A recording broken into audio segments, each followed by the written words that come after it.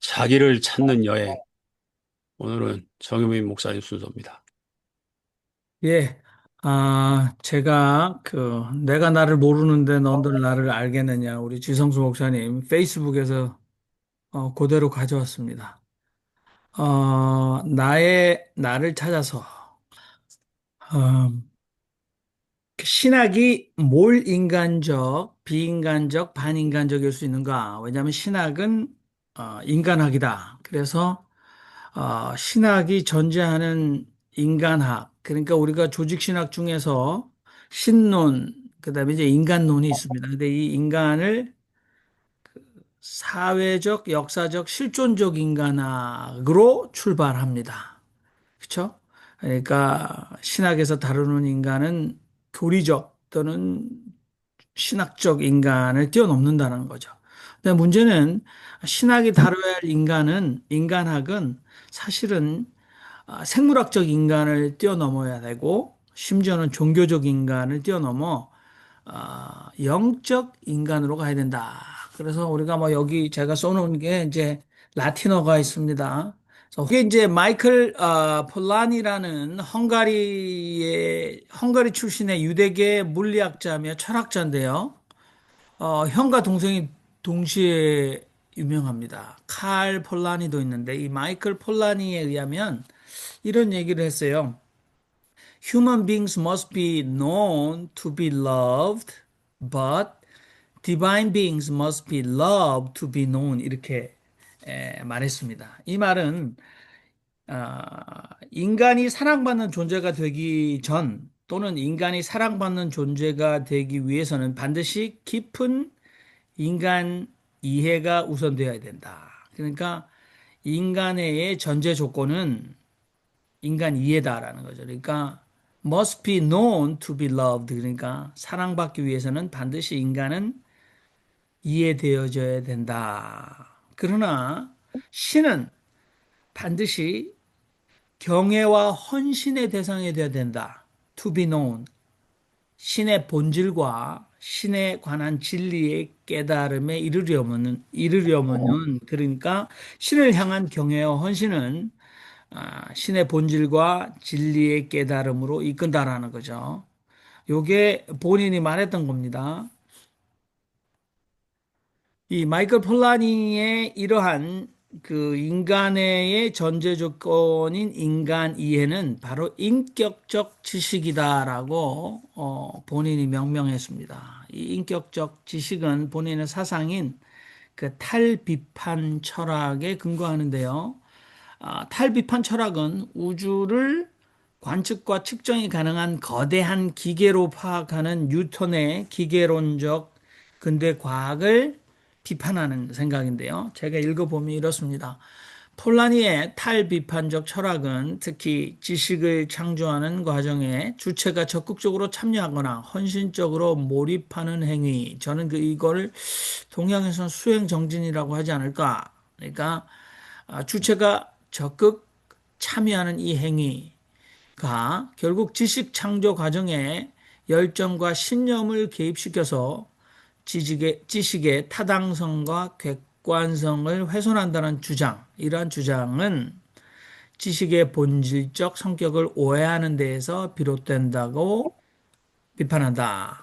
폴라니는 주체의 헌신과 확신을 배제하고는 지식의 본질 규명이 불가능하고 지식 탐구 자체를 수행하기 어렵다고 주장한다라는 거죠. 그러니까 다시 말하면 과학자들이 말하는 이 객관적 지식이라는 것이 정말 실제로 가능한가라는 겁니다. 제가 자주 인용하는 그 이야기가 있지 않습니까? 여러분, 이건 뭐 가상적인 소설입니다만은 이 소설에는 이 해석학을 하는 한 니체라는 교수가 이렇게 얘기합니다.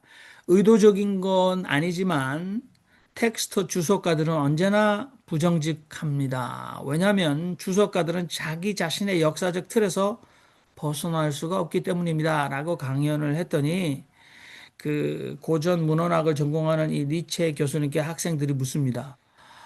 니츠 교수님, 모든 주석가가 자신의 자서전적인 틀에 의해 제약을 받는다면 교수님은 어떻게 그런 한계로부터 벗어나실 수 있으십니까? 라고 물었더니 니제 교수는 첫째, 한계를 인정해야지요. 그 다음, 거리를 두고 자신을 보는 법을 배워야 합니다. 라고 얘기하는 거죠. 그러니까 여기에 폴라니도 말했듯이 그 주체의 헌신과 확신을 배제하고는 지식의 본질 규명이 불가능하다. 그리고 지식 탐구 자체가 수행하기 어렵다라는 거죠. 그러니까 저는 지금 제가 가지고 올려는 이야기는 인간애를 위해서는 깊은 인격적 지식, 인간에 관한 인격 지식이 반드시 그 전제 조건으로 어, 진행되어야 한다라는 얘기를 하기 위해서 말합니다. 그러니까 아, 아무튼 인간 이해를 위해서 어, 깊은 인간 이해가 굉장히 중요하다. 현대에 가장 주목할 만한 영성사상가 켄 윌버가 인간 의식을 세 가지로 이렇게 나누었습니다. 이거 뭐 서구에서 얘기하는 이 명제니까 우리가 참고로 하면 되겠습니다. 인격 형성 이전의 단계, pre-personal 또는 pre-rational consciousness. 그래서 인격 형성 이전의 단계. 그다음에 인격의 단계, personal 또는 rational consciousness. 그다음에 초인격적 단계. 그래서 transpersonal 또는 transrational. 그래서 이성적인 걸 뛰어넘는 의식의 단계가 있다라는 거죠. 근데 이 세 가지 단계를 인간의 행복이라는 관점, 인간의 목적이 고대 그리스 철학에서는 행복이라고 그랬지 않았습니까? 행복의 관점에서 보면 이렇게 볼 수 있습니다. 이분이 지금 사진이 켄 웰버의 실제 사진입니다. 그러니까 보통 외모를 가지신 철학자가 아닌데 인간의 행복이라는 관점에서 본 의식의 세 단계는 첫 번째, 의식되지 않은 지옥이다. 그래서 unconscious hell이다. 두 번째는 의식된 지옥이다. conscious hell이다. 그 다음에 세 번째가 무의식적 또는 초의식적 천국이다라는 거죠. 첫 번째 단계는 어린아이들이 자의식이 발달되기 전에 이건 뭐 성선설이 아니고 성악설에 가까울 수 있는 거죠. 그러니까 어린아이들이 자의식이 발달되기 전에 자신의 불행을 의식하지 못하고 온갖 제어되지 않은 욕망이 난무하는 정신세계가 1단계다. 그리고 두 번째는 언어, 자의식, 합리성이 발달하고 인격이 형성된 정신세계로서 끝없는 욕망과 갈등이 야기되는 단계다. 세 번째 단계야말로 인류 정신이 도달할 수 있는 최고의 경지, 모든 종교, 특히 신비주의 영성이 궁극적으로 도달하고자 하는 구원의 경지가 바로 무의식적 또는 초의식적 천국이다라는 거죠.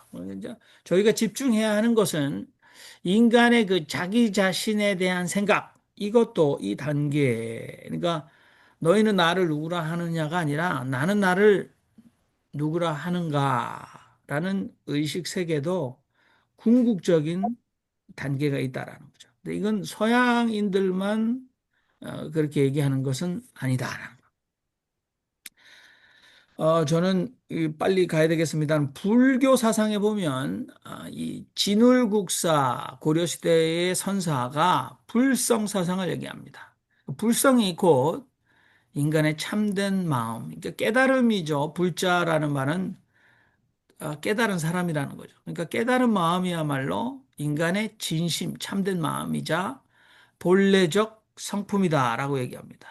그것을 그는 공적 영지지심이다. 그래서 공, 비어 있고 적, 고요한 일체의 번뇌와 생각을 여윈 그런 마음이다. 그리고 순수한 의식이 머무는 영지, 신묘한 암이다. 이렇게 진울국사는 표현했습니다.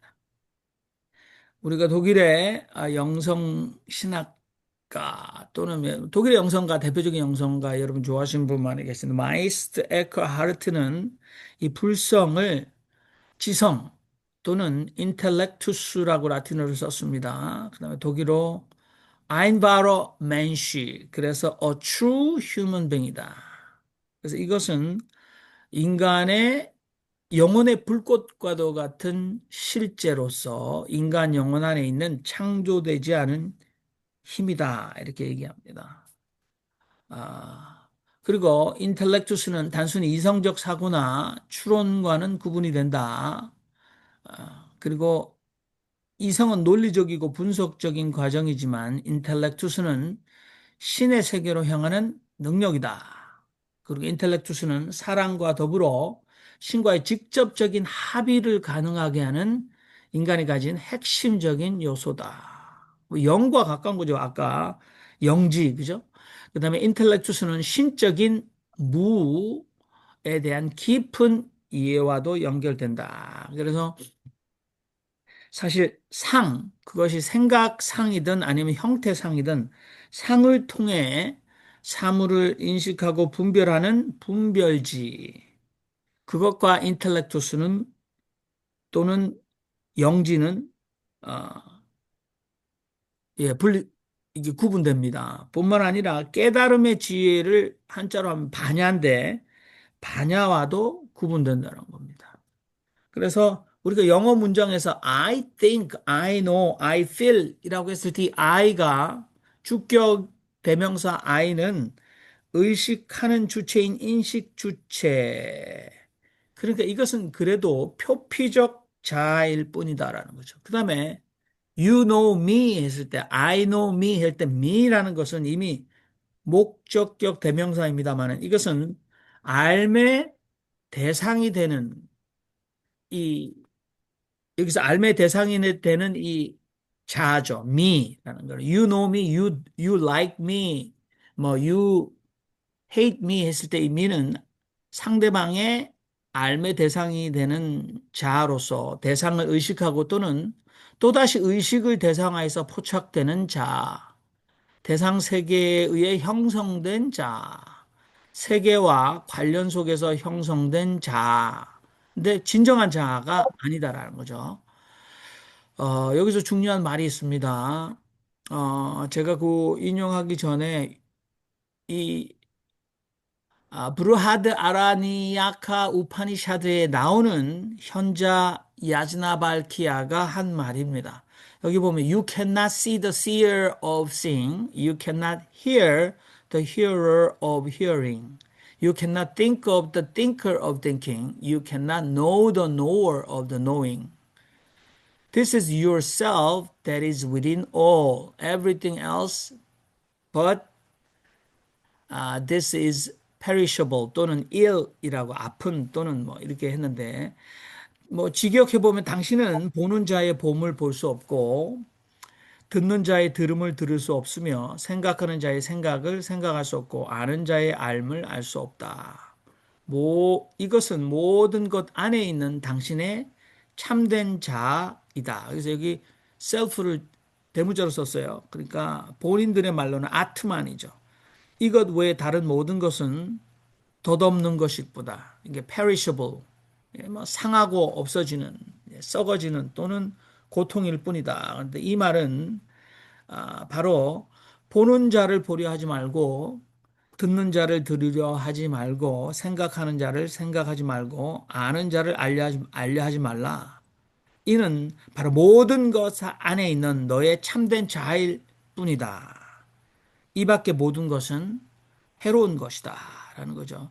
그러니까 이것은 마치 우리가 그 화두에서 자기가 자기 그림자를 밟을 수 없듯이 혹은 자기 눈으로 자기 눈을 볼 수 없듯이 혹은 칼이 스스로를 벨 수 없듯이 절대 주체인 진아는 결코 인식의 대상이 될 수 없다라는 거죠. 그래서 참된 자아는 오히려 보는 행위를 가능하게 하며 모든 인식 활동의 주체이다.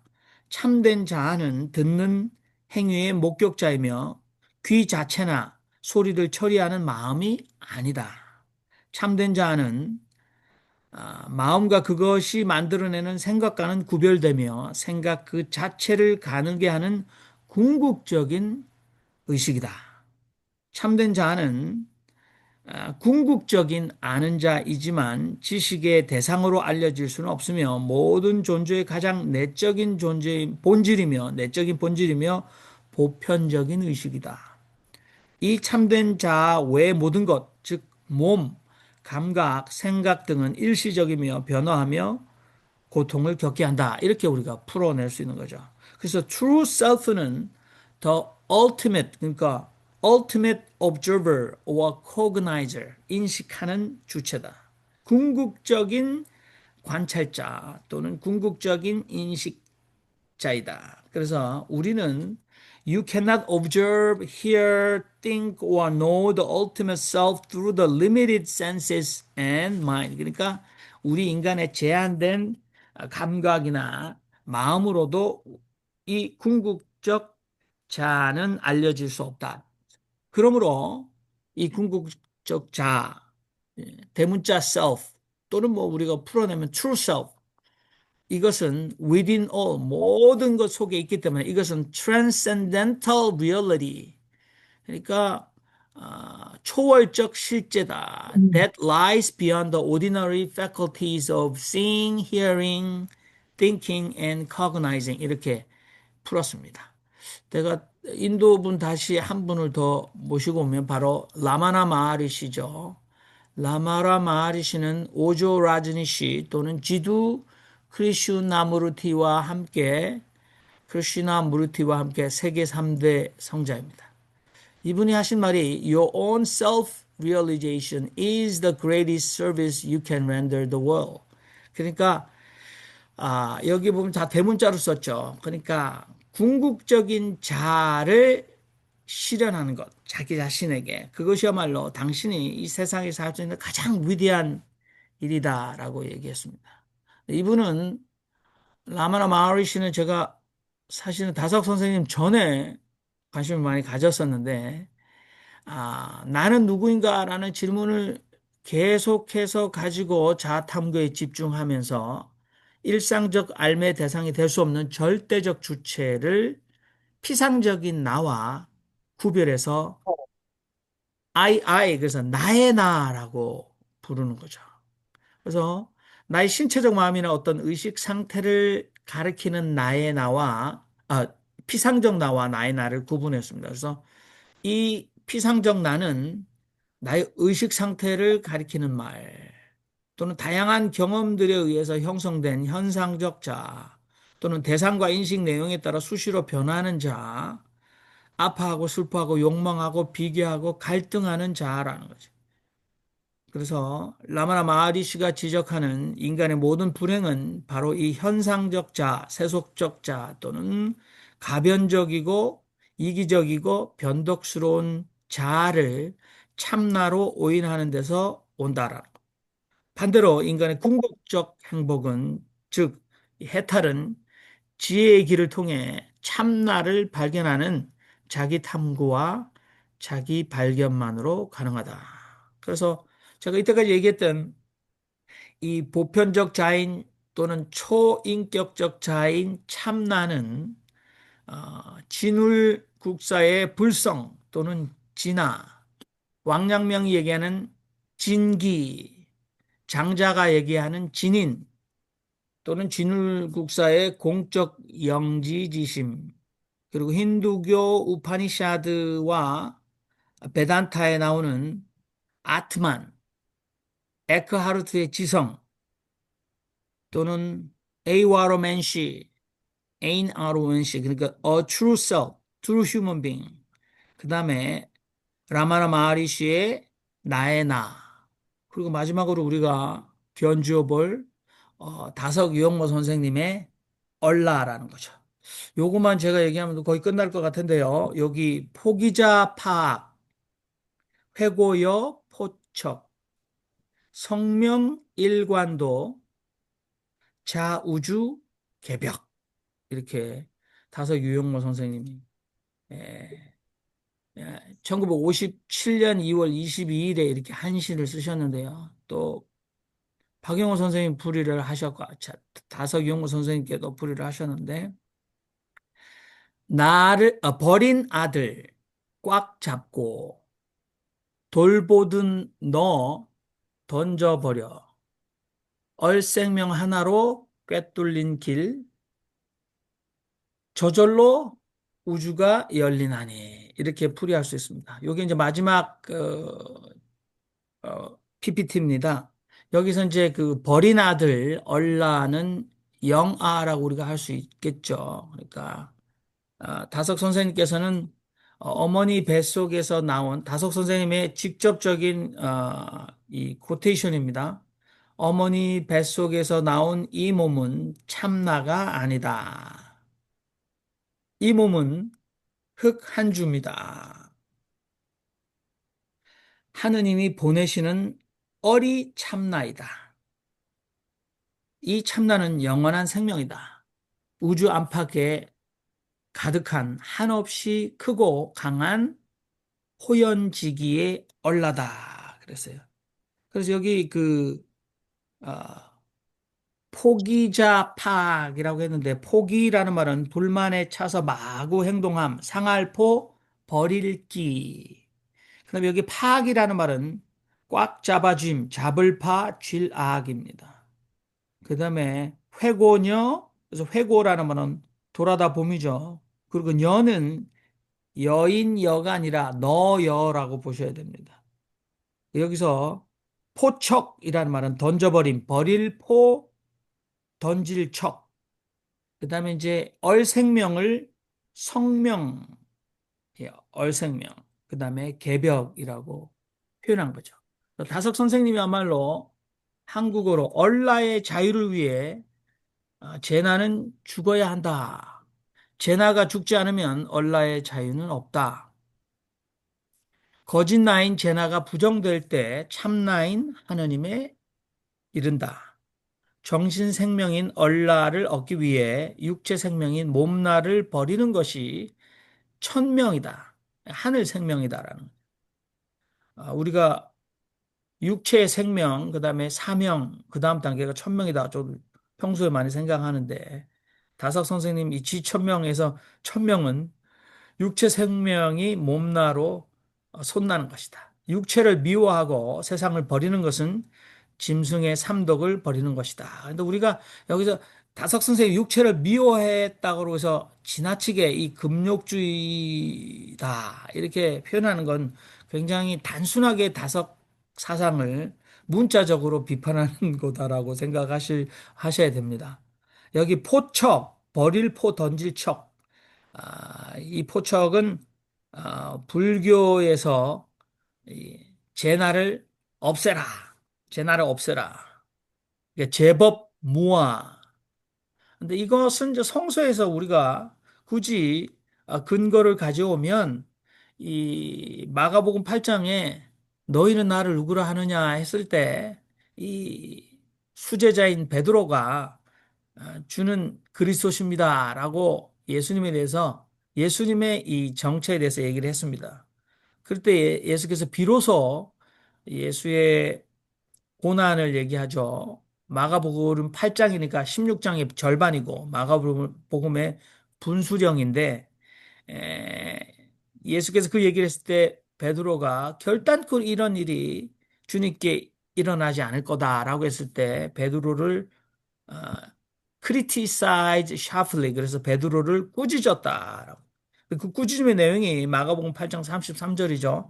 사탄아 물러가라. 하느님의 일을 생각하지 않고 사람의 일만 생각하는구나. 그래서 이 사탄은 영적인 존재라기보다는 하나님의 뜻을 거스르는 자라는 원어 뜻을 그대로 쓰고 있는 거죠, 예수께서. 그래서 여기서 하느님의 일, 사람의 일. 그래서 저는 이 사람의 일은 몸나 죄나 그리고 하나님의 일은 언락 아닐까. 그리고 요한복음 18장 36절에도 요한복음이 지나치게 요한복음이 이 이원론적 구조를 가지고 있다라고 비난하는 사람들이 서구 신학자들이 많습니다만은 우리가 동양적으로 보면 예수께서 내 나라는 이 땅에 속한 것이 아니다. 이게 이원론적인가?